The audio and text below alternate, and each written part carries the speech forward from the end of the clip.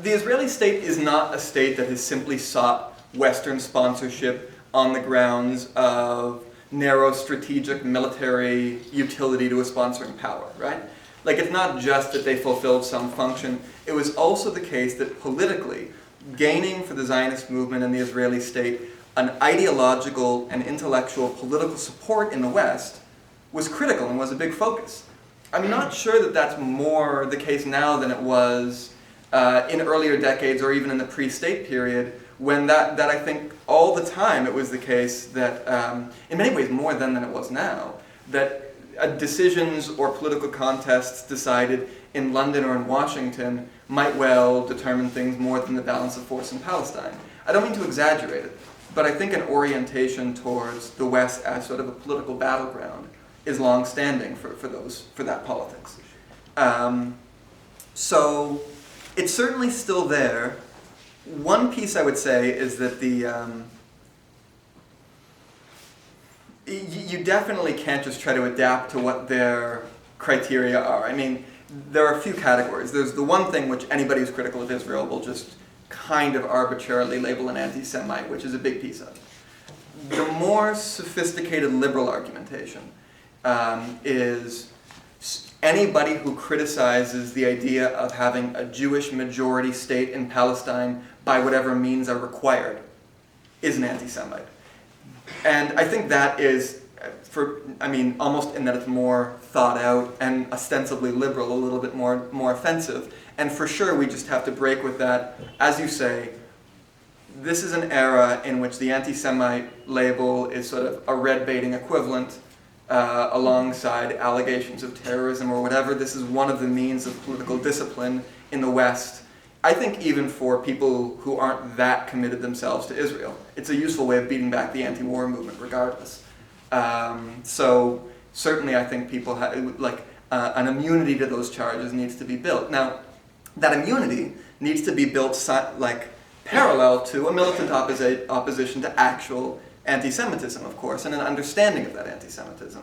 And I think a decent analysis of racism can't really dodge the place of anti-Semitism in its development, and it's good to know.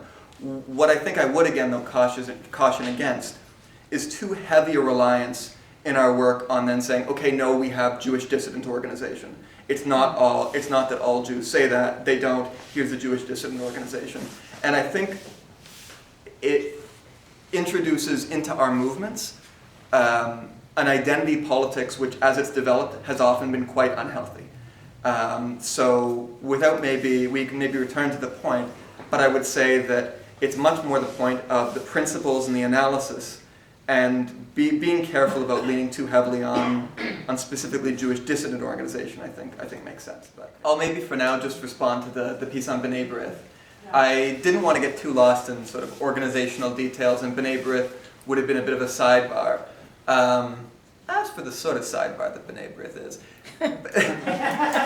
So B'nai B'rith, I don't think, claim to be representative in the way that, for example, the Canadian Jewish Congress has. B'nai B'rith call themselves, I think, a Jewish human rights organization, right? Which, if you unpack, is ambiguous. But in any event, as for what their politics are, their internal decision-making is ridiculous. And the sort of crisis in democracy has been much more, or has been every bit as scandalous in recent years for those paying attention. Politically, as for their allies, they're really the far-right opposition, right? Their leadership has openly associated itself with the principal Canadian sort of far-right evangelical organizations such that they exist, like Charles McVeety and these guys. Sort of that's Canadian for Jerry Falwell. As far as their politics on Palestine are concerned, they have a long-standing association with the right-wing settler movement, which has been sort of recorded over the decades. In, for example, 2005, they were, I think, pretty actively involved in supporting the rightist opposition to the Ariel Sharon government over disengagement. They're a far-right political organization, or far-right, I guess it's all relative, but a quite right-wing political organization. And the designation human rights or Jewish human rights organization, I think, is pretty silly. I think they shouldn't be taken very seriously, but they do not have the sort of claim to representation, I don't think, that the CJC once did. No, so the immense mess. Yes, I apologize if it was at all misleading, partly because we wrote the event write-up in late March. People may know that this month marks the 70th anniversary of the Warsaw Ghetto Uprising. Yeah. And I think has been an interesting time for a lot of people to look back at the development since of organized Jewish politics. And I actually earlier in the month wrote a piece connected to that leaned much more heavily, for example, than my talk did, on the work of the guy I was quoting with the immense mess, Maxime Rodinson, whose work I think still really deserves to be looked at. Again, your comment sort of stands on its own. One thing that I would say is that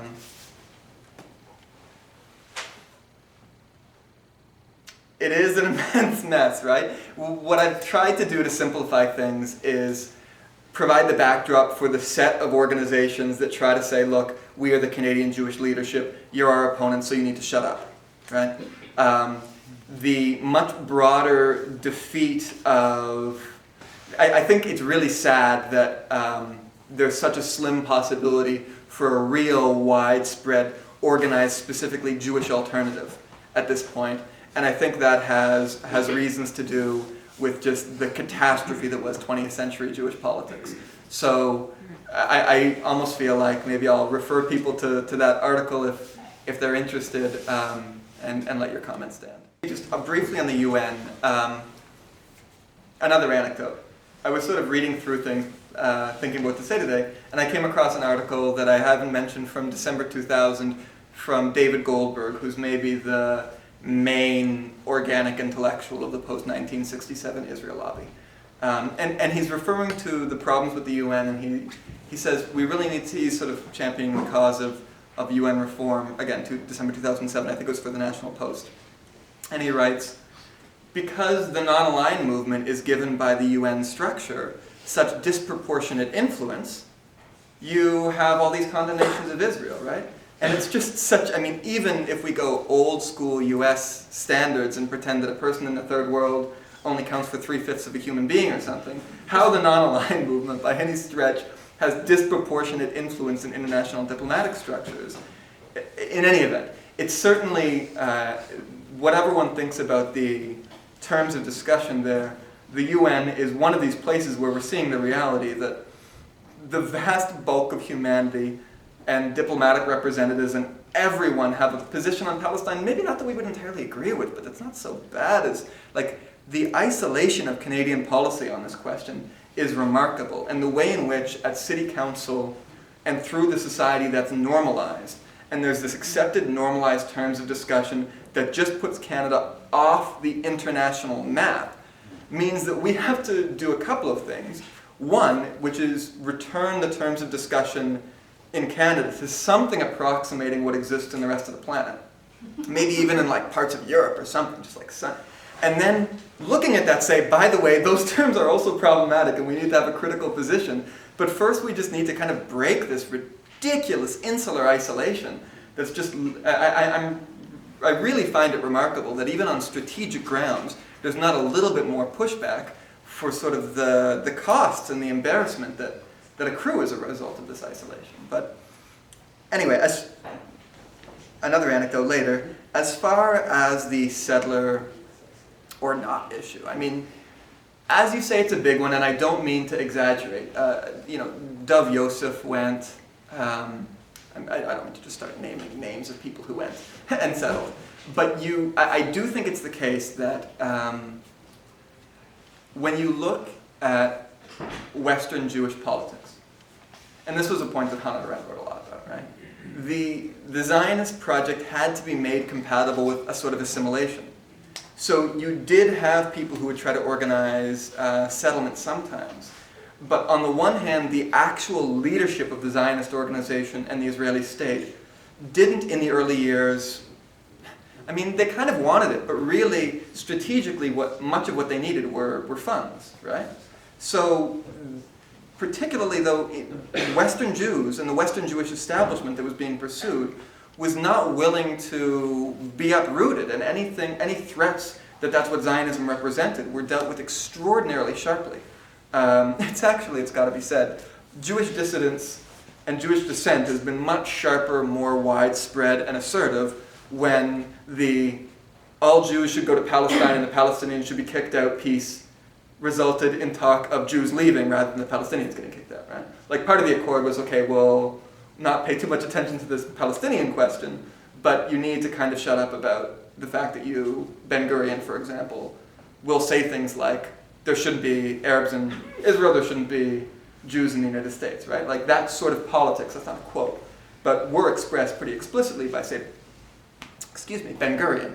And the Western Jewish elite really wanted to address that, and there was tension, right? So, you'd have Moshe Dayan come to Canada and the US and talk about representing Jews writ large, and you would have the American Jewish Committee saying, look, the British, the Canadians, the Americans are angry, you need to do some shutting up, this isn't the deal.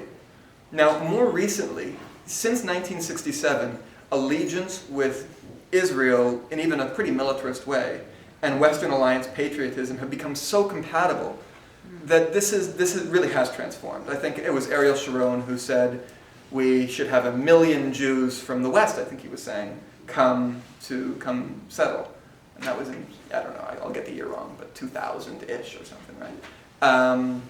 Around those years anyway. So, as you say, there is a variety. The historic organizations, and maybe, again, because it's such a huge question, I won't just keep going on about it, but what's happened recently is that those who want to settle tend to be from the fundamentalist camp. So it's my understanding that it was Benjamin Netanyahu and others who intervened to sort of, or who were associated with the development of Nefesh B'Nefesh, which are Jewish Souls United, I believe it is, in any event. And what's happened in recent years is the Jewish Agency, which is the group that legally, within Israeli law, sort of represents formal affiliation with the Western Jewish communal leadership. The Jewish Agency has been redefining its role not as it used to be absorption of settlers or immigrants or whatever, right? So that has much more to do with advocacy and figuring out what it means that there is going to be for the foreseeable future, and we accept that Jews living in the Western world. Incidentally, the Winograd Commission, coming out of the 2006 Lebanon War, issued a bunch of recommendations, including, you can't have members of Knesset walking around talking about how much they want to kill Lebanese or whatever, right? And one of the things that happened was, as they saw it, improved advocacy system was put in place, and the Jewish Agency there affiliates with the National Information Directorate, which is part of that advocacy system. So that's a piece. But in terms of actual settlement, it's been swinging to Nefesh B'Nefesh, which means, as I understand it, there's been a shift in gravity, in the center of gravity in recent years, of North American settlement, and the same applies to Britain, towards much more the fundamentalist camp. And I've even seen statements from sort of centrist Israeli MKs kind of saying, you can go ahead and not come because of the character of that sort of politics. So first, in terms of the party politics, I don't mean to make sweeping categorizations. Certainly, in all the literature about either Canadian politics or Canadian Jewish politics, the Jewish communal leadership's association historically with the Liberal parties is something that's often discussed. And what you did have is you had some of the principal donors for CIJA very publicly in connection with the 2006 Lebanon War switch allegiance over to the Tories. I was at a grim rally at Mel Lastman Square where there was a two-way video feed with a northern Israeli military outpost that was pounding southern Lebanon with artillery, and all these fundraising pledges were given from the Toronto end. And in any event, Rob Lantos was like, I threw off my lifelong Liberal hat to the Tories, and a couple of other key defections followed. And that was, those sort of incentives for the Tories, I think did have an effect, and were also used to sort of ensure across the board liberal support for Israel in an extreme way in the leadership race that was then going on. So in terms of B'nai B'rith, they're just far rightists, right? Like they're pretty far right, and the Harper government are kind of similar ideologues. So they do get along quite well, but I can't imagine B'nai B'rith having not been supportive of sort of the Tories or maybe even I don't know, I haven't read the Tribune back in the early 2000s, it's not even that easy to get a hold of. But I suspect when you had Stockwell Day and the Canadian Alliance forming a sort of rightist pro-war opposition to the Chrétien liberals, etc., again, further to the right, I suspect the Tribune was pretty supportive of that. So I think the Tribune's readership is probably rightist by inclination anyway. But as you say, you have them sort of listed as influential in connection with the Harper Tories now, which I don't think should be too surprising. The only other note I'll make on the Tribune is it's one of these weird things. This week, the Canadian Jewish News, it was announced, is going to cease publication in June. And continue its website. Maybe. Unclear. Oh. Yeah, but if they're firing their staff, there's not going to be any more content. Yeah, so the announcement was said that they were going to do it definitively so as to be able to give decent severance to all their staff, etc. My understanding, as I've seen it, even sort of their intellectuals, like their sort of on-staff intellectuals, have been laid off during the last decades. Restructuring, you've seen this with the Canadian Jewish News now. I know newsprint has objective problems, but I can't help but feel like this is also part of the trend towards less interest in broad participation. So, as for the CJC, I really don't know. Thinking about how this is like corporate boardroom politics. Like this is just folks who run companies and run these organizations, and what cost-cutting and political calculations are sitting around a boardroom table is not something that I feel like all that well placed to speak to. The CJC was not a challenge on the question of Palestine or anything, but it was, cluttered. It also was. It doesn't fit the perfect model of a streamlined neoliberal company.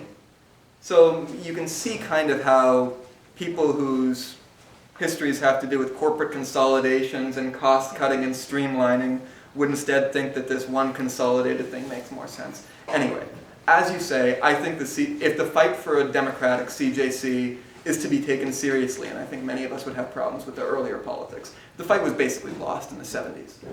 And I think the political logic that worse is better is dangerous.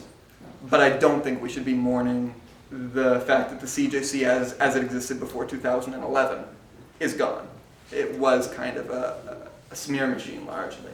And as you say, it's hard to see why they would let go of an organization with that sort of residual legitimacy, because I think now they're on track. When it comes to the International Jewish Anti-Zionist Network and Independent Jewish Voices, I think they do really important work, which I've sort of supported as my energies and capacities have allowed, which I haven't been that involved. But I mean, I don't say that as a criticism of them. And I think that work should be supported. There are a few issues. One has to do with the way that any Palestinian presence in discussions in the West has historically been silenced. And for a long time, the out that people had was they said, okay, no, we support Israel, but we support the Israeli peace camp. And there was actually a big thing in the 80s and 90s because you had the Israeli military advocating, I mean, it wasn't just Yitzhak Rabin, you had really much of the Israeli military command advocating Oslo and a sort of a peace process that much of the civilian political leadership didn't. So you would have in the US these high-ranking dovish generals going around, and that was often peace politics. And setting that aside, I just think you do certainly have these scenes often in which at demonstrations or public meetings, Palestinians or just others who are in the anti-war movement have difficulty getting a hearing, whereas someone saying that they're Jewish and somewhat critical will trigger really massive applause or something, right? And I think that has to do with some unhealthy identity politics that can be a real problem and that can warp internal movement dynamics in a way that sometimes they do. I also think it's going to inherently be weak, because there were times at which, for Jewish communal defense, Jewish organization as Jews made all sorts of sense. But that's not the situation right now. We have people who could speak to Jews not being an equity-seeking group as such in the audience. Jason wrote an excellent article on the topic. Thank you. So I think you're going to see, even among those Jews who are critical, not much of a desire to organize as Jews as a result. And as a result, that balance of forces in organization as Jews tends to favor the nationalists, right? So all of that having been said, setting aside identity politics or identification or religious observance, the Israeli state has given a concrete legal and juridical meaning to the category of people Jews categorized as Jewish by the Israeli state, right? It means an access to Palestinian land that Palestinian refugees doesn't have. It means status as a sort of citizen in waiting, legally, who can claim citizenship. And I do think people who find themselves in that legal category have a particular responsibility to express organized hostility to the state. And I think there is a strategic, necessary function, given how the politics play in these societies, for sort of Jewish dissident alternative that says, look, this monolithic accusation of anti-Semitism needs to be broken down. But I just think we have to be careful, because there are also pitfalls. U of T Press sometimes gets it right. And Greg and Jerome have this excellent recent book for U of T Press. I think it's we do have openings there. And I don't mean to pretend it's more monolithic than it is. I do think it's surprising that some of those, it's illustrative that some of those points that Tolchinsky made didn't sort of get flagged. But in any event, in the broader question, I again think I'm going to let the comment largely stand, because the question of the university details, I don't want to just speak in too sweeping and off-the-cuff way about. It's certainly true that among Siege's organizational initiatives were ones that had to do with lobbying university administrations. And we've sort of faced an effect or two from this over the years, and I think that that's something that we sort of have to deal with as occasional obstacles. In general, I think the link between the universities and different sectors of the economy is just sort of so broad that I don't know if it's particularly concentrated in this area or not. But I do think that the way that the critical mass of ideological support for Israel in much of those intellectual institutions combines with the fact that this is so compatible with Canadian government policy, which just means so much money, right? So many subsidies that Canadian-Israeli joint corporate ventures can apply to. It's not, again, these aren't details in which I'm well versed enough to speak with authority, but there's a lot there to unpack, and there are people doing good research about it. In the very early 20th century, I've found reference to Zionist officials talking about Canada being among the per capita leaders in Zionist fundraising alongside South Africa and Belgium, which is interesting, but was before the First World War, which is basically before it reached any appreciable scale, as I understand it. We're talking small amounts of money. South Africa is the kind of, I think, understood and agreed archetype for the per capita Zionist leader, whether it has to do with willingness, an eagerness to participate in the armed forces, or fundraising, or settling, or whatever. In the U.S., you often see the Canadian Zionist organizations issue publicity statements that talk about things like the per capita leader in North America, right? But that's because, as I understand the statistics, and I'm sort of out of my depth here, it's always the case that in the principal urban centers, the markers of Zionist identification are more significant than in the smaller communities. And in Canada, overwhelmingly, the population centers in Montreal and Toronto. So I think I don't think it's all that qualitatively different than what you would see in US urban centers, where I think really we're talking about, with variation, more or less the same reality. And I oversimplified. In the US, there was this sort of anti-Zionist opposition that there wasn't here. Because in the US, there was a Jewish establishment that was established and had anti-Zionist expressions. The equivalent of the American Council for Judaism or the anti-Zionist sections of the American Jewish Committee, which were elite organizations in the US, you didn't have that in Canada. I mean, that sort of avowedly anti-Zionist politics wasn't here. And I rather think the avowedly Jewish liberalism of the US has been a little less pervasive here, but I'm, again, out of my depth. So let me just... I was noting sort of through. Were you wanting to say something? Yeah, I had a question for you. Okay, let me just briefly say two things. One, I think a lot of the collapse of those organizations of the left that we saw in earlier decades had to do with upward class mobility after the Second World War, the fading of Yiddish with generational turnover. A lot of it was Yiddishist politics, with certainly shared language being a big basis for the cohesion of them. And I think it's not that all those people certainly joined these Zionist organizations, which again, I mean, there's not many ways to join. I don't know what you can do with these organizations, but these are not mass participation organizations anymore, right? So almost definitionally, it's not like it encompasses everyone's participation. But the question of whether those people then, even in doing dissident politics, are doing them as organized Jews as such, or should be, is a separate one. As far as organizational models go, it depends on what you're trying to do. Their organizational model was having huge amounts of money, structuring organization around that, even to the exclusion of people they agreed with who didn't sort of fit their particular political strategy. Like, I think their model is a disaster for us, which isn't open to us if we wanted it, and were it, would have all sorts of problems. So I hear what you're saying, but it's not like either a corporate or an ethnic nationalist model I think is going to fit whatever sort of networks we form a part of. And I think it's sort of from other sorts of movements that we should be taking our cue. As far as the panic, I don't know.